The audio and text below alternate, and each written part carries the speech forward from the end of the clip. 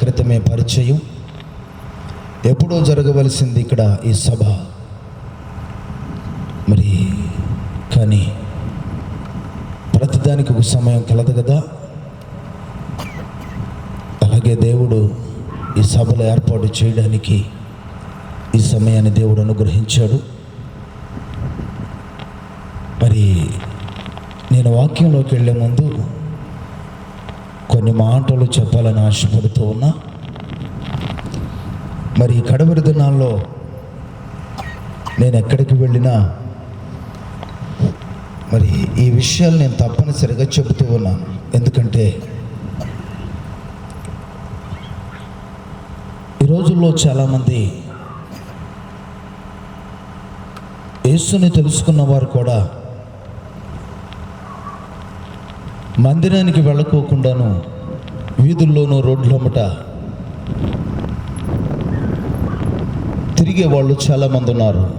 ఒకవేళ వారిని కదుపుతూ ఉంటే ఒక్కొక్కరు ఒక్కొక్క సమాధానం చెబుతూ ఉన్నారు. మొన్న ఈ మధ్య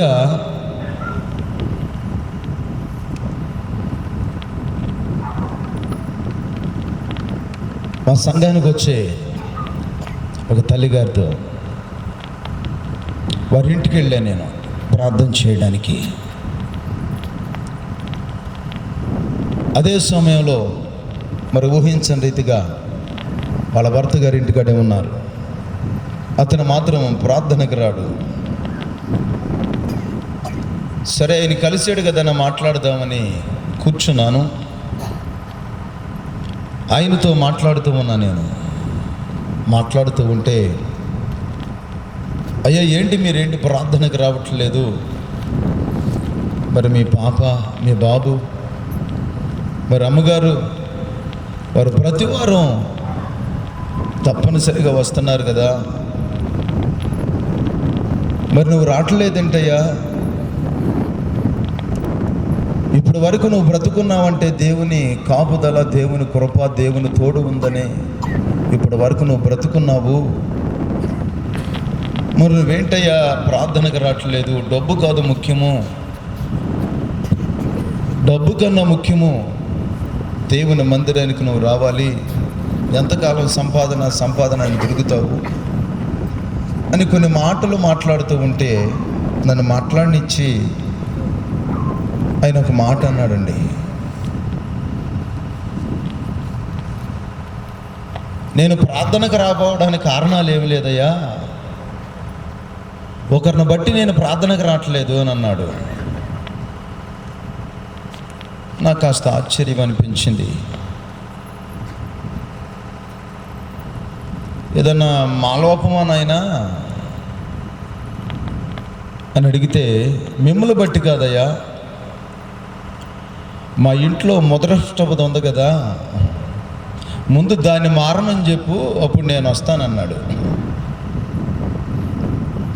ఏదో మీ దగ్గరికి వచ్చినప్పుడు ఏదో మందిరంలో కాసేపు చప్పట్లు కొట్టేది, ఏదో పాటలు పాడిద్ది, నువ్వు కనపడంగానే గడగడలాడిద్ది, కొంపలో దాని నోరు సంగతి నీకు తెలియదు, ముందు దాన్ని మాట్లాపమని చెప్పు అని అన్నాడు. నాకు చాలా బాధ అనిపించింది.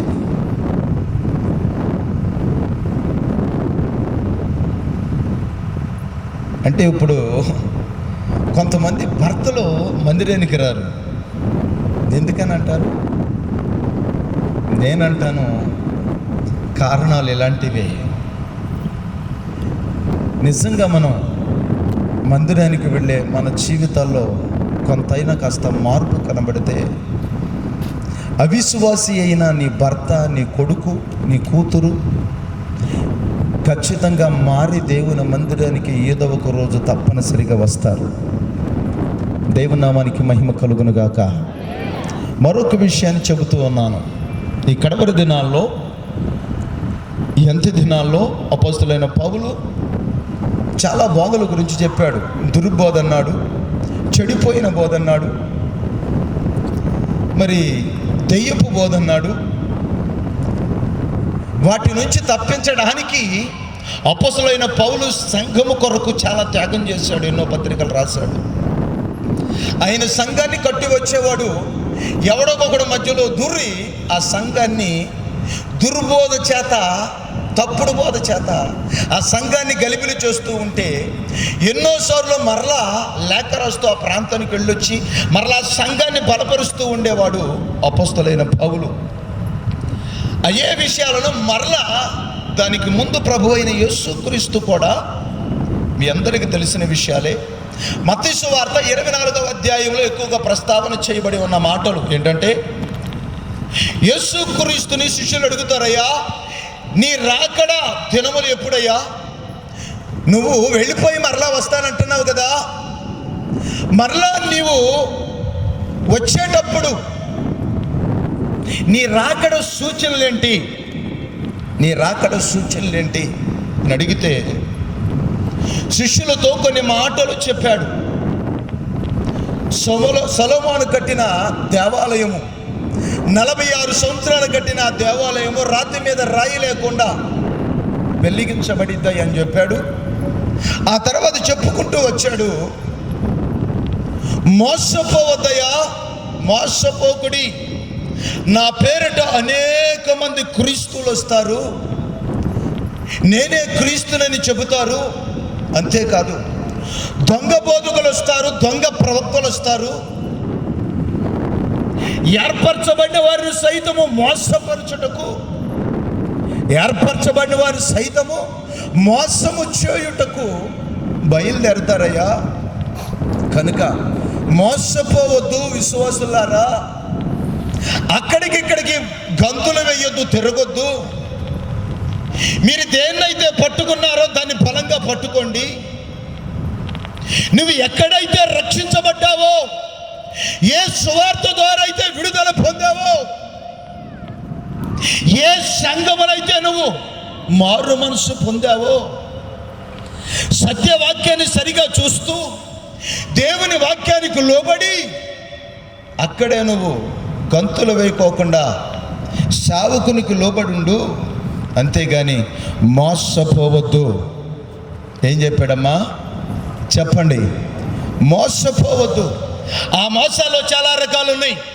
మొన్న మధ్య హైదరాబాద్లో ఒక చిన్న సన్నివేశం పేపర్లో వేసాడండి. మాయలేడంట,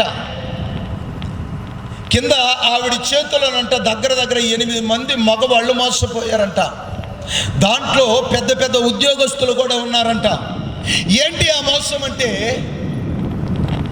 8 మందిని ఒకరికి తెలియకోకుండా ఒకరికి తెలియకుండా ఒకరిని 8 మందిని చేసుకుందంటండి. 8 మంది దగ్గర 5-6 కోట్లు మింగేసిందంటండి. మా వింటున్నారు నేను చెప్పిన మాటలు? మోసం. మరి ఎలా మోసం చేసిందో తెలియదు కానీ 8 మందిని చేసుకుని దగ్గర 5-6 కోట్లు మింగేసిందంటండి. అబ్బా, ఎంత గొప్ప మోసం అండి, మామూలు మోసం కాదు. ఇలాగే ఈ రోజుల్లో క్రైస్తవుల్లో ఉన్న మరి సావుకులు కూడా ఉన్నారండి. వారి గురించి చెప్పడానికే నేను ఈ మాటలు చెబుతూ ఉన్నా. స్తోత్రం చెప్పండి 2 చేతుల పైకెత్తి. హల్లెలూయా. ప్రియమని దేవుని పిల్లలారని మన ఈ మధ్యకు ఆయన వచ్చాడండి. అంటే ఈ ఏరియాలో తక్కువ కానీ మా హైదరాబాదు ప్రాంతంలో మాత్రం ఇలాంటి సావుకులు పుట్ట మీద పుట్టగొడుగులా పుట్టుకొచ్చారు, మామూలుగా కాదు. గుడివాడలో కూడా ఉన్నాడు ఇట్లాంటి వాడు నేను చెప్పేవాడు. అడ్డాళ్ళలో ఒకడు ఉన్నాడు. మరి విజయవాడలో కూడా కొంతమంది ఉన్నారు. హైదరాబాదులో అంటారు, అసలు లెక్కలేదనుకోండి.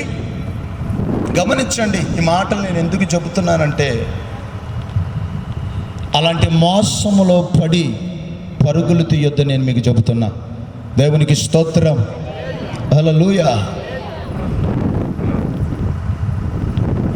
మొన్న ఈ మధ్య ఒక టీవీలో ఒక చిన్న మాటలు విన్నానండి నేను. ఏంటంటే ఆ పాస్టర్ గారు మాట్లాడుతూ ఉన్నారు,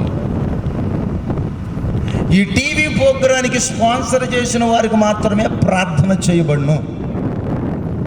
అర్థమైందండి నేను చెప్పిన మాట? ఈ టీవీ ప్రోగ్రానికి స్పాన్సర్ చేసిన వారికి మాత్రమే ప్రార్థన చేయబడును అంటే, లేకపోతే స్పాన్సర్ చేయకపోతే ప్రార్థన చేయడు. వీడొక దొంగ బోధకుడు, గుర్తుపెట్టుకోండి. స్పాన్సర్ చేస్తేనే, లేకపోతే కానుకిస్తేనే, లేకపోతే డొనేషన్ చేస్తేనే ప్రార్థన చేస్తానన్నవాడు దొంగ. వాడి దొంగతనంలో, వాడి మోసములో మోసపోయి ఏమండి భ్రష్టాత్మక పట్టబడవద్దు. దయచేసి అర్థం చేసుకో. మరొక విషయాన్ని జ్ఞాపకం చేస్తున్నా నేను. ఈ మధ్యకాలంలో మరొకడు వచ్చాడండి. అనగానే పడిపోతున్నారు జనం. నేను స్వస్థతలకు వ్యతిరేకినేం కాదండి. దేవుడు మా సంఘంలోనూ స్వస్థతలు చేస్తాడు, విడుదల ఇస్తాడు. అంటే చాలు పడిపోతున్నారు. నడవండి, పొలమంటే అక్కడికి వెళ్దాం నడవండి అని పరుగులు తీసే కొంతమంది విశ్వాసులు కూడా లేకుండా పోలేదు. మరొక ఆయన వచ్చాడండి. టచ్ అంటున్నా అంతే. టచ్ అనగానే గోడ కత్తుకుపోతున్నాను. టచ్. నేను దానికి వ్యతిరేకనేం కాదండి. దయచేసి అర్థం చేసుకోండి. ఈ మధ్యకాలంలో మరొక ఆయన వచ్చాడండి. ప్రార్థన చేస్తేనంటే అందరూ కళ్ళు మూసుకోండి, ప్రార్థన చేస్తాను అని అన్నాడు. దేని గురించి ప్రార్థన అంటే, మీ మెళ్ళలో ఉన్న బంగారపు చెయ్యిని పట్టుకోండి, మీ బంగారపు తాడు 2 పేటలు అవునుగాక, మీ చెయ్యిని పెరుగునుగాక. వీళ్ళందరూ ఆమేన్ అన్నారు. ఇప్పుడు చూసుకోండి అని అంటే, ఒక పేట తాడు కాస్త 2 పేటలు అయిపోయిందంట. వచ్చి స్టేజ్ మీద సాక్ష్యం చెబుతున్నారు. ఇక్కడ వరకున్న బంగారపు చైను కింద బట్టన వరకు పెరిగిందంట. చప్పట్లు కొట్టండి. మిమ్మల్ని కాదు, అక్కడ వాళ్ళు వచ్చి స్టేజ్ మీద సాక్ష్యాలు. అడ్రస్ చెప్పమంటారా? అయ్యగారు పరుగులు తీస్తారా? వెళ్ళిపోతారు. అడ్రస్ చెబితే నిజంగా వెళ్ళిపోతారు. అంటే ఎందుకంటే ఈ రోజుల్లో కావాల్సింది అదే కదా. దేవుని నామానికి మహిమ కలుగును గాక. మోసపోవద్దు. మరొక విషయానికి జ్ఞాపకం చేస్తానా. ఈ మాటలు చెప్పి నేను వాక్యంలోకి వెళతా. మరొక విషయానికి జ్ఞాపకం చేస్తానా. ఈ మధ్యకాలంలో చాలామంది టీవీల్లో తయారయ్యి, అంటే టీవీల్లో చెప్పొద్దని కదండి నేను చెప్పేది. టీవీల్లో చాలామంది 60 ఏళ్ల ముసలోడు కూడా, 70 ఏళ్ల ముసలమ్మ కూడా, 70 ఏళ్ల ముసలోడు సేవకుడు కూడా ఫుల్లుగా రంగేసి మేకప్ వేసి, కోటు సూటు బూటు వేసి 4 తియ్యని మాటలు చెప్పి, మీ కొరకు మేము ప్రార్థన చేస్తాం, ఒకవేళ మీకు రోగం ఉందా ఒక చెయ్యి టీవీ మీద, ఒక చెయ్యి మీ నెత్తి మీద పెట్టుకోండి అంటున్నారు. చూసారా మీరు? టీవీ మీద చేయి పెట్టడం ఏంటి, నెత్తి మీద చేయి పెట్టుకోవడం ఏంటండి? అసలు ప్రజలను ఎంత మోసం చేస్తున్నారు. మరొకడు వచ్చాడండి. ఎక్కువగా టీవీలో ఇప్పుడు జరిగే పరిస్థితి ఏంటంటే, కానుకలు డొనేషన్స్. ఇదే గొడవ. పాపం మీ సంఘానికి మరి మీరు ఎంత చేశారో నాకైతే తెలియదు, కానీ ఇప్పుడున్న పరిస్థితుల్లో విశ్వాసులు నేను చూస్తున్నానండి. ఒకవేళ అర్ధరాత్రి కడుపు నొప్పో, తలనొప్పో, లేకపోతే పిల్లోడు ఏడుస్తున్నాడో, లేకపోతే బలహీనత వచ్చిందో, ఉండాపలాన జ్వరం వచ్చిందో, సంథింగ్, అది ఏ ప్రాబ్లం అన్నా అవని, 2 అవని 3 అవని, తక్కమంట ఫోన్ ఎవరికి చేస్తారండి? అమ్మా నోరు తెరిచి చెప్పండి. ఇక్కడ మగవాళ్ళు ఎవరు లేరు, చెప్పండి. ఎవరికి ఫోన్ చేస్తారు? చెప్పండి, గట్టిగా చెప్పండి. పాస్టర్ గారికి ఫోన్ చేస్తారు. ఏ పాస్టర్ గారికి? టీవీలో కనబడే పాస్టర్ గారికి ఫోన్ చేయండి చూద్దాం. 2ంటికి చచ్చినా వాడు ఫోన్ ఎత్తాడు. కానీ మీ దగ్గర డొనేషన్స్ మాత్రం ఇవ్వండి, దేవుడు మిమ్మల్ని దీవిస్తాడు, ఆశీర్వాదం ఆకాశవాకులు ఇప్పుతాడు, మామూలుగా కాదు. ఇదిగో వాగ్దాన భూమికి 30,000 ఇచ్చాడు పోయిన వారంలో. ఈ వారంలో వాడికి దేవుడంట 50 లక్షలు ఇచ్చాడంట. 30,000 ఇచ్చేసారి 50 లక్షలు వచ్చేసిందంట. ఏది? వాగ్దాన భూమికి.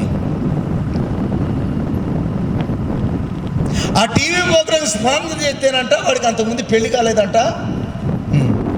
టీవీ ప్రోగ్రామ్కి 10,000 డొనేషన్ చేసిన తర్వాత పెళ్ళి అయిందంట. టీవీ ప్రోగ్రామ్కి 10,000 స్పాన్సర్ చేస్తేనంట వాడికి అంతకుముందు రోగం ఉందంట అమ్మగారికి. ఆ టీవీ ప్రోగ్రామ్ స్పాన్సర్ చేసిన తర్వాత రోగం పోయిందంట. మొన్న ఈ మధ్య ఒక సాక్ష్యం విన్నానండి. వాళ్ళు శ్యామ్ కిషోర్ దగ్గరికి వెళతారంట. శ్యామ్ కిషోర్ దగ్గరికి ఈ శ్యామ్ కిషోర్ గారు హైదరాబాద్లో ఉంటాడు. వినాలి నా మాటలు జాగ్రత్తగా. బాప్తీసం లేని వారికి కూడా, అన్యులవని, హైందవులవని, లేకపోతే ముస్లిమ్స్ అవని, బాప్తీసం లేని క్రైస్తవులవని, ఆ సంఘానికి వెళ్ళిన వారికి ఎవరికైనా సరే ఖచ్చితంగా నిశ్చయముగా రొట్టె ద్రాక్షారసాన్ని ఇస్తాడు. వాటిని తీసుకుని వెళ్ళి ఫ్రిడ్జ్లో పెట్టుకుని ప్రతిరోజు తినేవాళ్ళు ఉన్నారు, తాగేవాళ్ళు ఉన్నారు. అయితే ఈ మధ్యకాలంలో ఒక సాక్ష్యం విన్నా నేను. ఏంటి ఆ సాక్ష్యం అంటే, ఆయన బాగా తాగుతాడంట.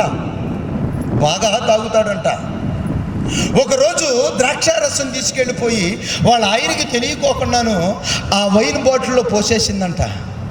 పోసేస్తే అది తాగాడంట. తాగిన మరుసటి రోజు నుంచి తాగుడు మానేశాడంట. ఈ సాక్ష్యం చెప్పించి గెంతులేస్తున్నారు, చప్పట్లు కొడుతున్నారు. అసలు ఎంత దుర్మార్గపు సాక్ష్యం అండి ఇది. యేసుక్రీస్తు యొక్క కార్చిన అమూల్యమైన రక్తం అంట వైన్ బాటిల్లో పోసుకుని తాగితే తాగుడు మానేశాడంట దరిద్రుడు. ఇది ఎంత మట్టికి నిజమండి, ఎంత దుర్మార్గపు పనండి. దేవుని యొక్క శరీరాన్ని, దేవుని యొక్క రక్తాన్ని పాడు చేస్తూ, వారికి ఇష్టం వచ్చినట్టు ఉపయోగిస్తూ, మరలా వాటిని సాక్ష్యాలుగా చెప్పటం. ఏమండి, టీవీ ప్రోగ్రాంకి స్పాన్సర్ చేస్తే బిడ్డలు లేకపోతే దేవుడు బిడ్డలు ఇస్తాడా? టీవీ ప్రోగ్రాంకి స్పాన్సర్ చేస్తే రోగం ఉంటే రోగం పోయిద్దా? అప్పుబాధలు ఉంటే అప్పుబాధలు పోతాయా? ఏమండి, ఎక్కడన్నా యేసుక్రీస్తు కానీ అపొస్తలులు కానీ ఇలాంటి బోధ ఎక్కడైనా చేశారా? ఎంతోమంది దెయ్యాలు పట్టిన వారు వస్తే వారిలో ఉన్న దెయ్యాలను వెళ్ళగొట్టారే, ఎవరి దగ్గర చెయ్యి చాచలేదే. ఎంతోమంది రోగులు వస్తే, గుడ్డివారు వస్తే వారి దగ్గర డబ్బు తీసుకుని డొనేషన్ అడిగి వారిని బాగు చేయలేదే. బైబిల్లో ఇలాంటి సిద్ధాంతం ఎక్కడా లేదే. దయచేసి అర్థం చేసుకోండి ప్రియమైన దేవుని పిల్లారని. ఈ కడవరి దినాల్లో క్రైస్తవులను మోసం చేసే సావుకులు కొంతమంది తయారయ్యారు. వారిని గుర్తించండి, ఆ మోసము నుంచి బయటికి రండి. నీకు ఇబ్బంది వచ్చినా, కష్టం వచ్చినా, నష్టం వచ్చినా, రోగం వచ్చినా, వ్యాధి వచ్చినా, బాధ వచ్చినా, శ్రమ వచ్చినా, ఏ పరిస్థితుల్లోనైనా సరే ఎప్పుడు ఫోన్ చేసినా మీ ఇంటికి వచ్చేది, నీ కొరకు ప్రార్థన చేసేది. నువ్వు బాధలో ఉన్నప్పుడు, రోగంతో ఉన్నప్పుడు, ఇబ్బందితో ఉన్నప్పుడు కడుపు కట్టుకునే ఉపవాసం ఉండి కన్నీరు విడిచి ప్రార్థించి వేదన చెందేది ఎవరో తెలుసా? నీ సంఘానికి వెళ్ళే నీ సంఘ సావుకుడు. అంతేగాని టీవీలో కూర్చుని మేకప్ వేసుకుని కూర్చునేవాడు కాదు నీ కొరకు ప్రార్థన చేసేది. వాడు డబ్బు దండుకునేవాడే, నీ దగ్గర వాడు గుంజుకునేవాడే, నీ దగ్గర వాడు పితుక్కునేవాడే. దయచేసి అర్థం చేసుకోండి ప్రియమని దేవుని పిల్లారని. నీ కొరకు ఏడ్చి ప్రార్థన చేసే సావుకుడికి 10 రూపాయలు ఇవ్వడానికి చచ్చిపోతారు, కానీ ఆడు మాటల్లో పడిపోయి 10,000 అమాంతంగా పంపించే దొంగలు ఉన్నారండి క్రైస్తవులు. ఇట్లా చేయటం కూడా పెద్ద పాపమే, గుర్తుపెట్టుకోండి. ఇలా చేయటం కూడా పాపమే. అవసరమైతే నీకు ఇవ్వాలని ప్రేరేపిస్తే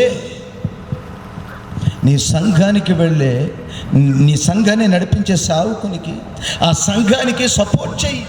ఇంకా నీ సంఘాన్ని డెవలప్ చేయి. ఎవ్వడికో కాదు పంపించేది. ఎక్కడో కూర్చుని 4 మాటలు సొల్లు మాటలు వాగేవాడు కాదు పంపించేది. నువ్వు నీ సంఘానికి, ఏ సంఘానికి వెళుతున్నావో ఆ సంఘానికి సహాయం చేయి. ఇంకా నీ సంఘ పరిచయం డెవలప్ చేయి. దైవనామానికి మహిమ కలుగును గాక. హల్లెలూయా. అర్థమైందండి నేను చెప్పిన మాటలు? అమ్మా, ఇప్పటి వరకు నేను చెప్పినవి సత్యాలేనండి, అసత్యాలు ఏమీ కానే కాదు, సత్యమే చెప్పాను. ఎందుకు ఈ మాటలు చెప్పానంటే, ఈ రోజులు చాలామంది క్రైస్తవులు గొప్పల తెప్పలుగా హైదరాబాదులో నుండి దగ్గర 60-70 సంఘాలు ఖాళీ అయిపోయినాయి అంటండి. 60-70 సంఘాలు ఖాళీ అయిపోయి ఆ సేవకులు ఏడుస్తూ ఉన్నారు. ఎందుకో తెలుసా? మాయ మాటలు, దొంగ మాటలు చెప్పి కొంతమంది పరుగులు తీస్తున్నారు. ఎక్కడికే? టెంపుల్ అంట. ఏటో టెంపుల్. ఏ టెంపుల్? ఏ టెంపుల్ చెప్పండి మోయ్. Calvary temple. సతీష్ అన్న నడవండి, వెళ్తాం, పరుగులు తీద్దాం. మన టీవీలో ఒక సన్నివేశం చూసే నేను. విజయవాడకి గుడివాడకి మధ్యలో ఒక టెంపుల్ కడుతున్నాడు అన్నయ్య, సతీష్ అన్నయ్య. ఇప్పటికే 10,000 మంది సభ్యత్వం పొందారంట. మా సంఘంలో కనుక నువ్వు సభ్యత్వం తీసుకుంటే నీకు బర్త్డే వచ్చిందా, కేక్ ఇస్తాం, పూల బుకే పంపిస్తాం. మా సంఘంలో నువ్వు సభ్యత్వం తీసుకుంటే నువ్వు చచ్చినప్పుడు పెట్టి పంపిస్తాం, దండలు పంపిస్తాం, పూలు పంపిస్తాం. అంతేకాదు కేక్ కూడా పంపిస్తాం, సెంటు బాటిల్ పంపిస్తాం, ఆఖరికి పౌడర్ కూడా పంపిస్తాం. మనం కొనుక్కోలేం కదా. చందనా ప్రదర్శుడు ఆఫర్ పెడతాడు చూసారా, ఒక చీర కొంటే ఒక చీర ఫ్రీ, ఒక చీర కొంటే ఒక చీర ఫ్రీ. 100కు 3 చీరలు అనగానే లోపోమంట పరుగులు తెస్తారు. అక్కడికి వెళ్ళిన తర్వాత కొని తెచ్చుకున్న తర్వాత నాలంటోడు కానీ ఒకవేళ నిజంగా ఆ చీరను పరిశీలన చేస్తే దాని నిండా బొక్కలే కనపడతాయి. ఉత్తినెత్తాడేంటి 100కు 3 చీరలాడు. దేవునామానికి మహిమ కలుగును గాక. ఏదో ఆఫర్ పెట్టేసాడని పరుగులు తెస్తారు. ఈ రోజుల్లో చాలా మంది టీవీల్లో బోధించే చాలా మంది సేవకులు ఏదో చందన ప్రదర్శుడు, భవన ప్రదర్శుడు, సిఎంఆర్ కళామందిరుడు ఆఫర్లు పెడుతున్నాడు చూసారా. అలాంటి ఆఫర్లు పెట్టేసి సంఘాలను ఆకట్టుకుంటున్నారండి. వాడు ఏమైనా ప్రార్థన చేస్తాడా? వాడి కొరకు ప్రార్థన చేసుకోవడానికి సమయం దొరకదు. ఇంకా మీ కొరకు ఏం ప్రార్థన చేస్తాడమ్మా? మీ సంఘ కాపరి తప్ప. దేవునామానికి మహిమ కలుగును గాక. దగ్గరగా చెప్పండి. మీ ఊరోళ్ళు చాలామంది వాళ్ళు చాలా మంచివాళ్ళు. చేతులుంటేనే చెప్పండి, నోరుంటేనే. దగ్గరగా 2 చేతులు పైకెత్తి హల్లెలూయా మరొకసారి. మంచిది. రేపటి దినమున మరి కొంతమందిని మీ ఇంటి పక్కన ఉన్న వాళ్ళని ఒక్కొక్కరిని తీసుకురండి చాలు. ఇంకా దేవుని మాటలు మీరు వింటారు, బలపడతారు, రక్షించబడతారు, విడుదల పొందుకుంటారు. ఏమండి, నేను ఇప్పటి వరకు చెప్పిన మాటలు అంటే నేనేదో స్వస్థతలకి వ్యతిరేకనేం కాదండి. స్వస్థతలకు వ్యతిరేకనేం కాదు. దయచేసి అర్థం చేసుకోండి. ఇక మీ మధ్యలో తమ్ముడు ఉన్నాడు, నాన్న సునీల్, ఒకసారి లేచి నిలబడు. ఏం కాదు, లేచి నిలబడు ఒకసారి ఆ కెమెరా అటు పెట్టయ్యా. ఆ తమ్ముడు హైదరాబాద్లో ఉండేవాడు. ఈరోజు క్షేమముగా మీ మధ్యలో ఉన్నాడు, మంచి ఆరోగ్యంతో. అతను ఎవరో నాకు తెలియదు. ఒక బ్రదర్ ద్వారా సంఘానికి వచ్చాడు. అప్పుడు పరిస్థితి 2 అడుగులు వేస్తే కింద కూర్చోవటమే, 2 అడుగులు వేస్తే చాలు కింద కూర్చోవటమే. నడవలేని భయంకరమైన బలహీనతతో ఉన్నాడు. అది ఎలాగో అనంటే భయంకరమైన మరణపు భయంతో ఉన్నాడు. అప్పటికే వాళ్ళ ఊరిలో 8 మందో 9 మందో చనిపోయి ఉన్నారు. ఎవరో యవనస్తులు చనిపోయి ఉన్నారు. నెలకొకళ్ళు అన్నట్టుగా ఊరికే ఎగిరిపోతున్నారు, చచ్చిపోతున్నారు. తర్వాత అతనికి ఏం భయం పట్టుకుందంటే, అరే పోయిన నెలలో పలానోడు చనిపోయాడు, అంతకుముందు నెలలో ఇంకోటి చనిపోయాడు, ఈ నెలలో నేను కావాల్సిన చనిపోయేదని ఒక ప్రాణ భయంతో భయంకరమైన బలహీనత చేత తమ్ముడు మరి మెడికల్ ఫీల్డ్ అన్నమాట, ల్యాబ్ టెక్నీషియన్. అలాంటి వ్యక్తికి భయంకరమైన బలహీనతతో పట్టబడిపోయి నడవలేని స్థితిలో రోగంతో ఉంటే మరి ఉపవాస ప్రార్థన చేత ప్రార్థన చేస్తూ ఉన్నప్పుడు ఆ తమ్ముళ్ళలో నుంచి ఒక బలమైన శక్తి బయటకు వచ్చింది. ఒక దురాత్మ బయటకు వచ్చి, వీడి గ్రామంలో ఎంతోమంది నేను ఇప్పుడు మింగేశా, వీడిని కూడా మింగడానికి నేను ప్రవేశించా, కానీ వీడు ఇక్కడికి నడిపించబడ్డాడు. ఇంకా నా వల్ల కాదు, వీడిని నేను విడిచిపెట్టి వెళ్ళిపోతున్నానని నజరేయుడైన యేసు నామములో ఆ రోజు ఆ యవనస్తుడు గొప్ప విడుదల ఇచ్చాడు. దేవునామానికి మహిమ కలుగును గాక. హల్లెలూయా. దగ్గరగా చూద్దామండి. హల్లెలూయా. అంతేకాదండి, మీ మధ్యలో ఇంకొక అయ్యగారు ఉన్నారు. అయ్యగారి గురించి ఒక చిన్న మాట చెబుతా. ఆయన సాక్ష్యం చెప్పడానికి స్టేజ్ మీదకి రావడానికి కాస్త అంటే స్టేజ్ ఫైర్ ఉంది, మరి కాస్త భయంతో ఉన్నాడు. అంటే వస్తాడు, మాట్లాడతాడు, కానీ మనకే సమయం లేదు. మరి ఆయన పేరు కూడా షడ్రక్ గారు. నా పేరే అయ్యగారిది, నా పేరే. ఆయన ఇక్కడే కోరుకోళ్ళు. అయ్యా ఒక్కసారి లేచి నిలబడండి. ఆయన సావుకుడే. దహించగ్గిని థామస్ గారు తెలుసు కదండి మీకు, టీవీలో వస్తాడు. దహించగ్గిని థామస్ గారు. ఆ థామస్ గారి దగ్గర సంవత్సరం ఉన్నాడు, ట్రైనింగ్ తీసుకున్నాడు. వారి కుటుంబంలో భయంకరమైన చేతబడి శక్తుల చేత ఆయన కాలు కూడా పోయిందండి. మోకాల వరకు కాలు తీసేశారు, కాలు లేదు. అతనుకున్న జీవనోపాధి అయిన మరి పొలము బంధకాల్లో ఉంది. తన ఇంట్లో నుంచి తాను వెళ్ళగొట్టబడ్డాడు. భయంకరమైన మరి వేదనతో, బలహీనతతో, గ్రామం నుంచో లేకపోతే తల్లిదండ్రుల నుంచి వేరైపోయి భార్యను తీసుకుని పిల్లలను తీసుకుని ఎటు వెళ్ళాలో అర్థం కాక చిన్న భిన్నమైపోయిన పరిస్థితుల్లో చాలా చోట్లకు వెళ్ళాడండి. టీవీలో కనబడుతున్న సావుకులందరి దగ్గరికి వెళ్ళాడు. టీవీలో ఎంతమంది సావుకులు కనబడుతున్నారో కూర్చోండి. ఆ సావుకులందరి దగ్గరికి వెళ్ళాడు. దహించగిని థామస్ గారి దగ్గర తన బాధను చెప్పుకొని ప్రార్థన చేయిస్తే ఒకరోజు తన భార్యకి ప్రార్థన చేస్తూ ఉంటే దహించగిని థామస్ గారు వెంటనే ఆ పాస్టర్ గారు తల పట్టేసుకుందంట. మరలా ఈ పాస్టర్ గారు వాళ్ళ యొక్క మిస్సెస్ చేత మరలా ప్రార్థన చేయించుకుంటే ఆయనలో ఉన్న బలహీనత, ఆ తలభారం దిగిందంట. అయ్యా, ఇది చాలా బలమైన శక్తి, చాలా బలంగా ఉందని చెప్పాడంట. ఆ రోజు దహించగిని థామస్ గారు చాలా చోట్లకు వెళ్ళాడు. పెద్ద పెద్ద పేరుగాంచిన వారి దగ్గర తిరిగాడు. ఎక్కడికి వెళ్ళినా సరే విడుదల దొరకలా. దేవుని మహాకృపను బట్టి నేను గుడివాడ వస్తూ ఉంటా. ఆ గుడివాడ మరి ఇప్పుడు నెలలో ఒక శనివారం వస్తూ ఉన్నాను, 3వ శనివారం రోజు. ఇలాంటి వారు ఎంతోమంది విడుదల పొందుతూ ఉన్నారు, విడుదల పొందుకుంటున్నారు, వాళ్ళ సంఘాలకు వాళ్ళు వెళుతూ ఉన్నారు. విడుదల పొందుకుంటున్నారు, వాళ్ళ సంఘాలకు వాళ్ళు వెళుతూ ఉన్నారు. ఎవరి దగ్గర ఇంత మట్టికి మేము డొనేషన్స్ ఎవరి దగ్గర తీసుకోవాలి? 3 సంవత్సరాల నుంచి వస్తున్నాను నేను. దేవుని నామానికి మహిమ కలుగును గాక. హల్లెలూయా. అంతేకాదు ప్రియమని దేవుని పిల్లలారని అలాంటి పరిస్థితుల్లో ఉన్నప్పుడు అక్కడికి నడిపించబడ్డాడు. ఎవరో చెబితే వచ్చాడు. వచ్చిన తర్వాత కాస్త మనసులో కాస్త బాధపడ్డాడు అంటారే. ఈయన చూస్తేనేం పడ్డాడు, కూతంతున్నాడు. నేనేమో ఇప్పటికీ పెద్ద పెద్ద సేవకులందరి దగ్గరికి వెళ్ళొచ్చేసాను. ఆల్రెడీ నేను పెద్ద అయ్యగారి దగ్గర సంవత్సరాలు ఉన్నాను. ఎక్కడేం జరిగిద్ది లేని మనసులో కాస్త ఆవేదన చెంది మధ్యలో కొన్ని వారాలు మానేశాడు. మరలా ఎందుకో దేవుడు ప్రేరేపించి మరలా నడిపించబడ్డాడు.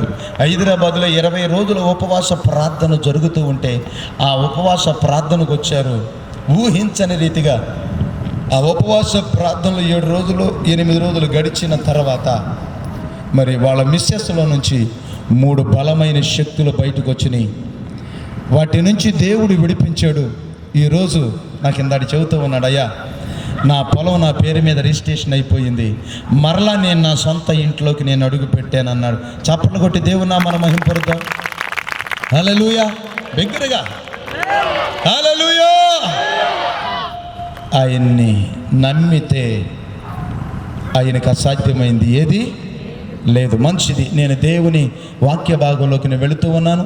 జాగ్రత్తగా వినవలసిందిగా మనము చేస్తూ ఉన్నాను. కొద్ది నిమిషాలు నేను దేవుని మాటలు చెబుతాను వాక్య రూపంలో.